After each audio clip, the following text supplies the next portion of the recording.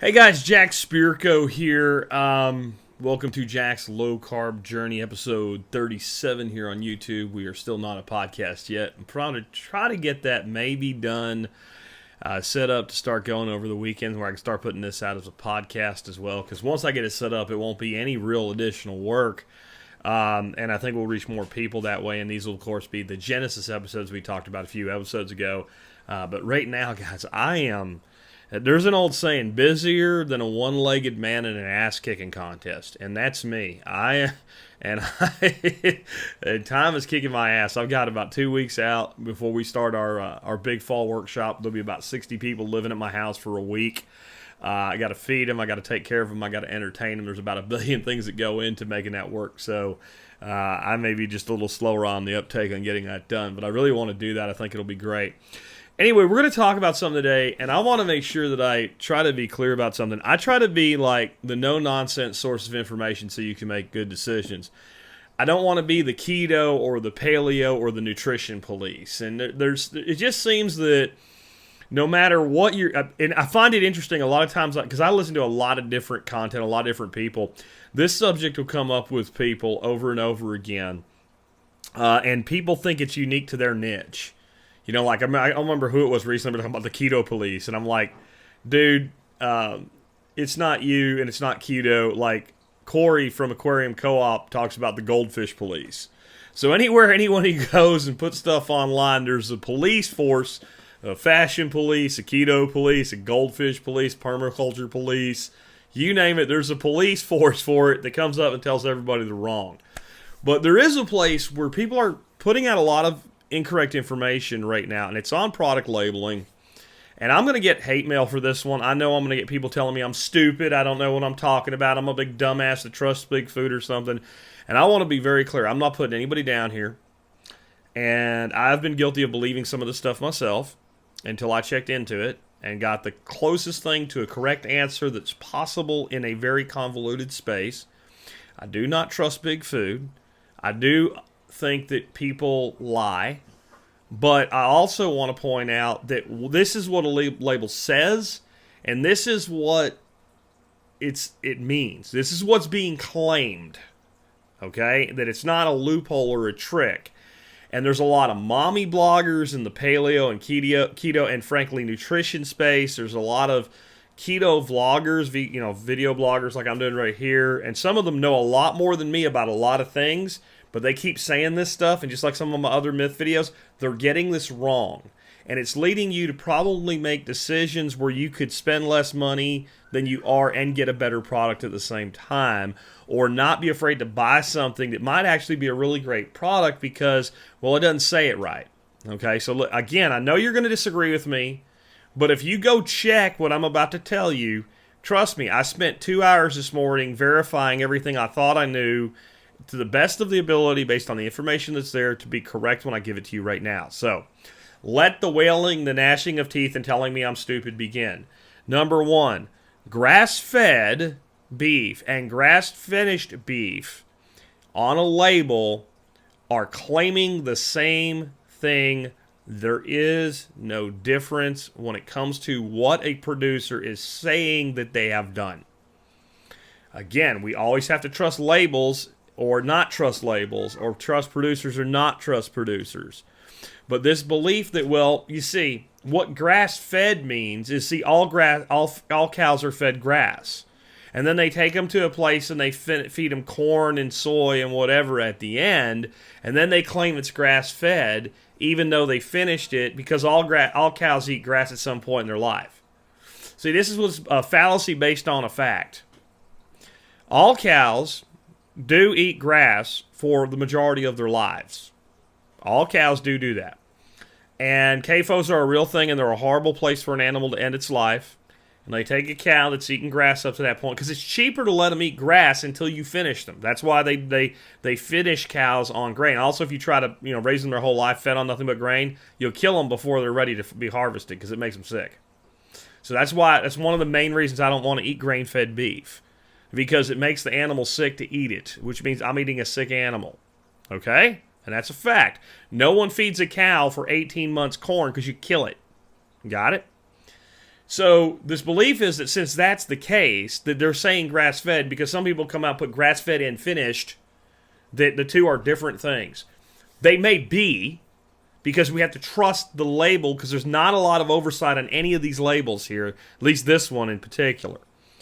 But when a person sells meat and puts the grass-fed label on it, what they have done is they filed a paperwork with certification to the federal government, who doesn't enforce it, by the way, that says this animal was fed grass for its entire existence and it's not been fed grain at any time. It may have been fed, and this can be grass-fed and finished, can say the same thing unless it's a private entity certification. There are some private, we're not going to get into that today, but there's like, the American Grass-Fed Association and stuff like that might have certain higher requirements. And if they're saying we're certified under this, that's different. But under just the general marketplace in the United States, if they say grass-fed or grass-fed and grass-finished, it's supposed to be the same thing. And the animals, though, may have been fed a grass-based or alfalfa-based hay at some point, which I don't have a problem with, by the way. Okay? But this idea that, what they're really doing is taking CAFO beef and selling it as grass-fed is bullshit, and I'll tell you how you know it's bullshit. No, I don't trust Big Food. If Big Food can make a lot of money doing something without getting sued, they'll do it.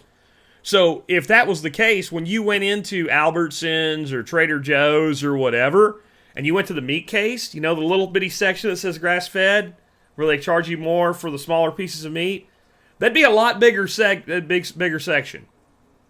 Don't you think if you could get away with calling it grass-fed, that every damn piece of beef in there would say grass-fed on it? I mean, come on. Use your brains. Again, when it says grass-fed, that's what it means. That's the claim. Now, can I verify the claim is accurate? No, but you are given no greater guarantee by the term grass-fed and grass-finished than you are by the term grass-fed. They're both a claim by a manufacturer that means the same thing.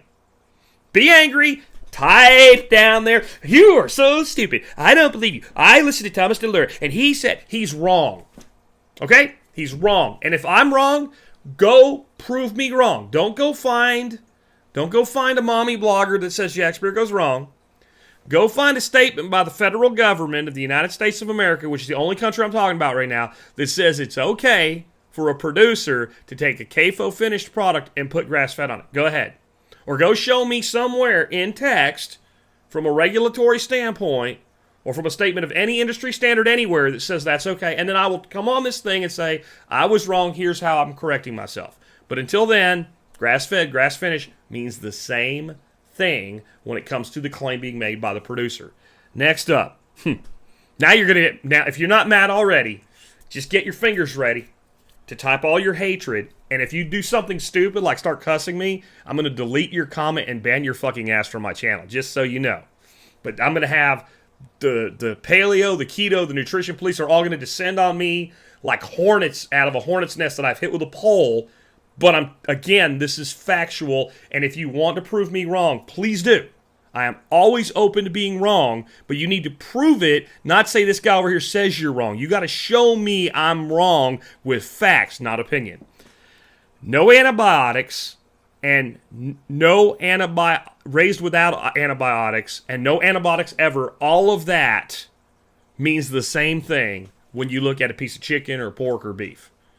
Raised without antibiotics and no antibiotics ever means the same thing as far as the claim the producer is making. And under federal law, you can't say raised without antibiotics, and that means you've raised an animal for 6 weeks with antibiotics and then finished it for 6 weeks without antibiotics. If you say raised without antibiotics, it means the same thing as a claim legally is no antibiotics ever. It means the same thing. It means the same. Type all you want. Be as angry as you want to be. Go prove it wrong. It means the same thing. Okay? This comes from the poultry industry where they played a game for a while where they were saying no antibiotics, and they were injecting eggs with antibiotics at such a level that when the animal came out of the egg, the animal had antibiotics in its system for a period of time. Can they still play that game? Maybe. I'm not sure. I can't prove it one way or the other. But if someone says raised without antibiotics, under law in the United States. Again, it's not rigorously enforced. You're still trusting the label. What they're claiming is the same. All right? Now, if the nutrition police, the paleo police, the keto police, the primal police, and all are not upset with me enough now, wait, it gets worse. Hormones. Raised without hormones and never given hormones or no hormones ever, all of that also means the same claim is being made by the producer. Whether you can trust the claim or not has a lot to do with who they are, how rigorously enforced it, but you're not getting a better assurance because it says no hormones ever. There's no legal loophole to do this with. Now let me explain something about hormones and why this one gets really confusing. There's no such thing as hormone-free meat. It doesn't exist. There's no such thing as a hormone-free animal product. It does not exist. It doesn't exist because all living animals have a hormone system, an endocrine system. Okay? You have hormones. You have testosterone and estrogen in you. Right? You have an entire system that is dedicated to producing and regulating your hormones. Insulin that we're trying to control is a hormone. Okay? So every cow, every sheep, every pig, every chicken has hormones. Hence, some manufacturers would say no added hormones because they're trying to not set themselves up to be sued, creating the impression that there's no hormones in the meat because all meat has hormones in it. But if you say raised without hormones or never given hormones, or no hormones given at any time, or anything like that, you're claiming that at no point were hormones used in the raising of the animal. Type, be angry, be pissed off. I'm not trusting big food. I'm just telling you, it doesn't mean what all the mommy bloggers and vloggers are telling you it means. It means exactly what is claimed. Okay? Now there is, with antibiotics, we're about to get into how there could have been maybe some antibiotics given to a cow in just a second when we talk about what organic means. But if it says no hormones, that means never, ever has this thing been given an injection or fed hormones to alter growth.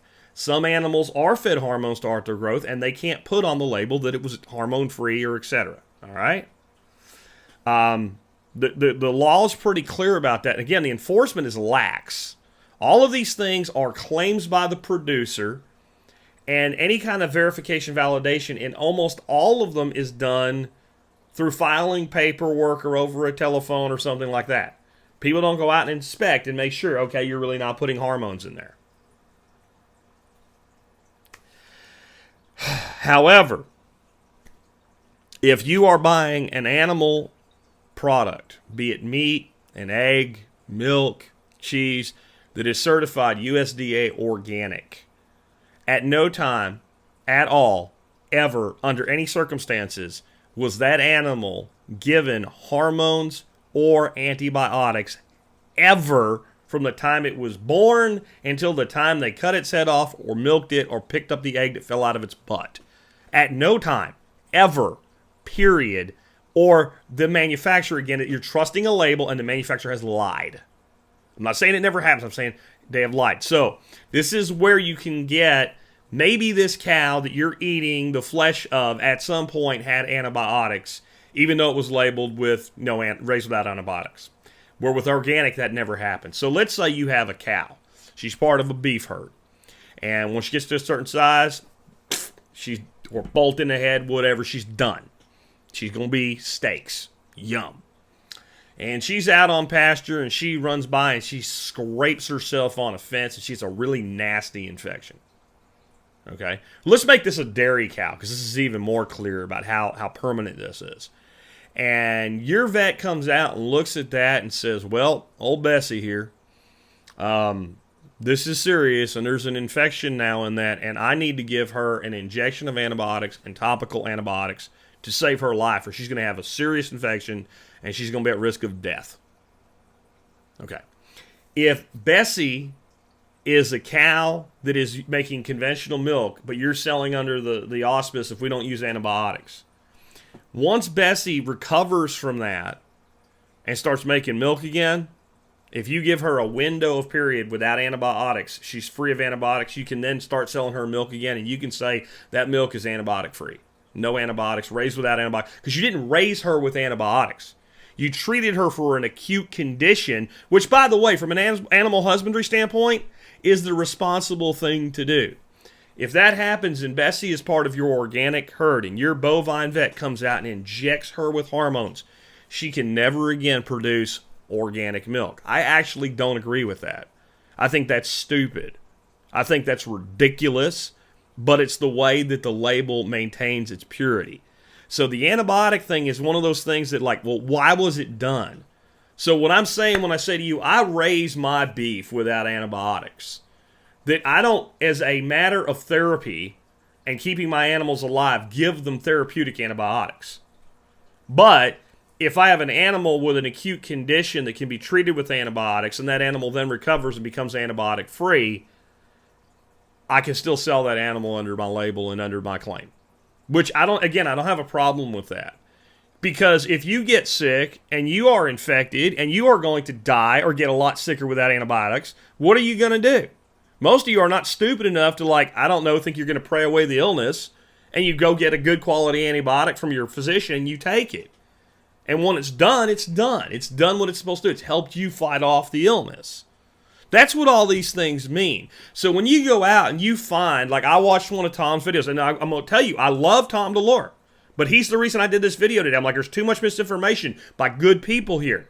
He had a grocery haul from Trader Joe's where he had a package of 85% meat and 15% fat, 85-15, ground beef that said organic, 100% grass-fed, and it said something like no antibiotics, raised without antibiotics. And then he had conventional beef that said no antibiotics ever. And he advised people, because it was 97% lean, to get the lean conventional because it never had any antibiotics. But this one over here only had no antibiotics at the time of sale. That product was organic. Since it's organic, that animal can never have ever infinity been given antibiotics, or it can't be sold under the organic label. Now, again, I want to finish with this. You, in the end, are trusting a label. And no matter how that label's read, no matter what is on that label, the manufacturer could have lied to you. Some of these things, if you lie about them and you get caught, you lose your certification. If you're an organic producer, they're pretty strictly enforced. They're backed up with inspections that are both scheduled and spot inspections at times, so you don't know when somebody's going to show up. Some of these things are very much, this is what you say you do, and this is what you say you do means. When you get into grass-fed, there's kind of that area where, well, it was grass-fed, but the animal had access to grain at times, but they always had access to grass. You can't be sure. You can only, if you have any question about what you're getting, then what you need to do is, whoever's producing that product, you ask them, what are your practices? If they lie to you, they're potentially setting themselves up for a serious lawsuit. There is some area in all of this where people have some leeway in what they mean by what they say. But they have to do what they say they're doing. Again, I don't trust them. But when you see raised without antibiotics, you're not eating chicken that was raised with antibiotics and they stopped doing it for 2 weeks. That's not what that means. When you see raised without hormones, you're not buying an animal that was raised with hormones for a certain period of time and they stopped. If you are, they're lying to you. They're not playing. See, there's a difference here. There's a difference between lying and sort of legalistic tricks, loopholes. These aren't loopholes. They're either telling you the truth or they're not. Grass-fed, grass-finished means the same thing as to the claim being made. Again, be mad, be angry, type, tell me how stupid I am. Or go prove where I'm wrong and give me substantiated proof points. I will come back and do another video and say, David from the Keto Police got me. He's right about this thing. Here's where he cited his source. This is the validity of the source, and this is why I'm changing my opinion on this. Now, think about why all this is important in the first place. Why do we want grass-fed beef? Well, number one, we don't want animals kept in CAFOs.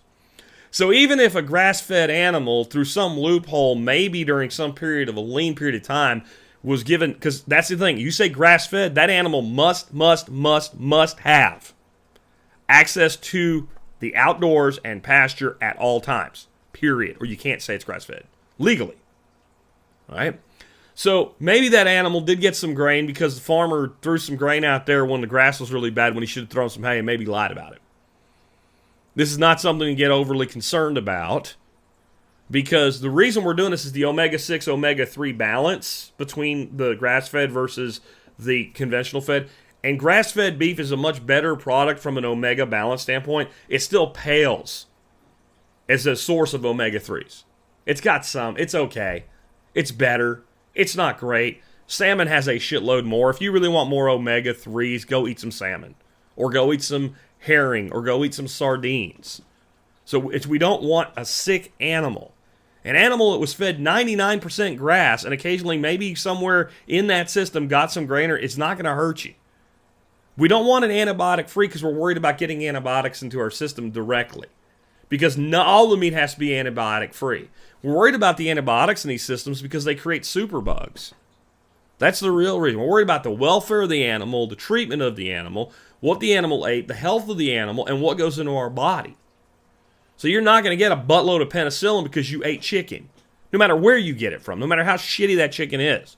But you might be introducing superbug strains of salmonella into your kitchen with chicken that were given antibiotics while they were raised. Do you see the difference there? You're not going to die because the cow ate, a truck went down the road, spilled some corn, a cow ate it. It's not going to have that big an effect. Again, if you could do what people are saying, the section of grass-fed products would be a much bigger section. And there'd be bigger pieces of meat in there. Have you ever noticed all the grass-fed beef is smaller cuts?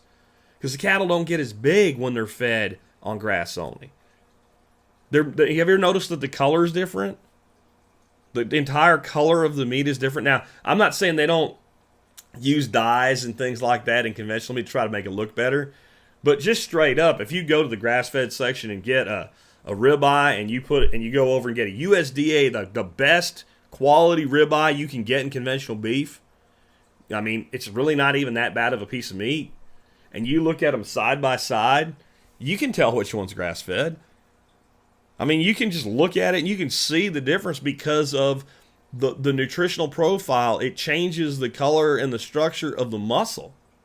This is not, I'm just saying one more time, this is not the legal loophole nest that all these bloggers, vloggers, writers, authors have made it out to be. And if you want to hold your breath and say, well, I would rather buy 97% lean conventional beef because it says no antibiotics and no hormones ever, then I would buy 8515 organic grass-fed, but it doesn't say finished, and it says no raised without antibiotics and hormones, but it doesn't say ever at the end of it. And you want to make that decision? Go ahead. I'm not going to make that decision, and I think that if you're going to make that decision, you should have all the information I've just tried to give you. I know sometimes you guys think I'm ranting or whatever, and I'm too hard on people and what have you. I've been doing not this keto thing, but I've been doing this public information service thing for a long time. I've been running a podcast for over 11 years now, and I have always tried to do this with integrity and accuracy, and I have dealt with the anger of the fill-in-the-blank police over and over again. Occasionally I get one wrong, and somebody, instead of saying, you're stupid and so-and-so says you're wrong, says, hey, look, here you go, Jack. Here's the government saying that this is not what they mean when they say that. Okay, I was wrong. You might find somebody lying. I'll tell you how that works as we wrap up. I watched a special. It was in Canada, and this company went out, like a watchdog organization. They went into the stores, and they found, for instance, fish that were labeled haddock was actually pollock. Now, pollock is a much less expensive white-fleshed fish than haddock. And they found all different types of fish. They have fish that was claimed to be wild-caught Pacific salmon that was actually Atlantic salmon. And the way they knew is they took the fish, they sent it to a genetics lab, and they got the DNA tested, and the guy said, no, this is not what they said it is. Okay, that's them lying. But it doesn't mean that if you had put on the label of the haddock genuine certified haddock, that the consumer has any greater expectation of accuracy, unless it was done under some sort of particular label or program and they said they're adhering to it, and then you went and looked at that program and saw what inspection, recourse, etc. was. So, there it is. I wish you well in making your decisions, but stop looking for loopholes where there aren't loopholes. Take care, guys. Remember, the cause of and solution to all your problems is in the mirror. That mirror's probably in the bathroom. Scale's on the floor in there. You get on eating right, following keto, paleo, primal, anything that leads to a naturally low-carb lifestyle, I think you'll find you'll get along better with scale.